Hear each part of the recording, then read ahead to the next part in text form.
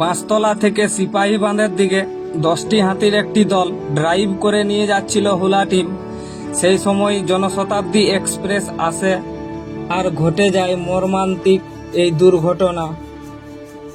Train দুর্ঘটনায় যে দুটি শাবক ও একটি পূর্ণবয়স্ক হাতি মারা গেছে, তাদের সপরিবারে একসঙ্গে ঘুরে বেড়ানোর কিছু স্মৃতি।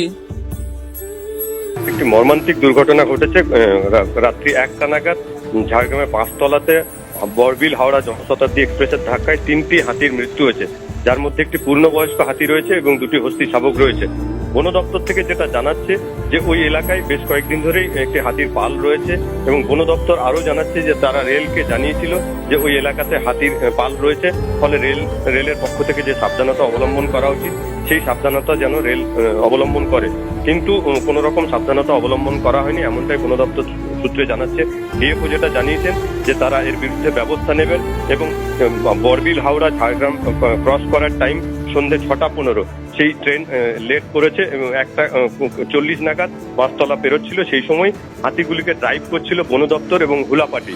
তবে স্থানীয় মানুষ এটাও জানাচ্ছে যে বন দপ্তরের পক্ষ থেকে যে হুলা পার্টি নিয়োগ করা হয়েছে তারা সঠিকভাবে ট্রেন্ড নয়, সেই কারণেই এই দুর্ঘটনা ঘটেছে। তবে কার গাফিলতিতে এই ঘটনা ঘটেছে সেটা তদন্ত চলছে।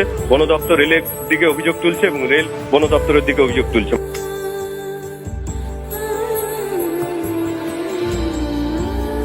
ঘটনার পর সকাল হয়ে গেলেও তারা রেল লাইন ছেড়ে যায়নি, দাঁড়িয়ে থাকে তাদের সেই সঙ্গীদের অপেক্ষায়।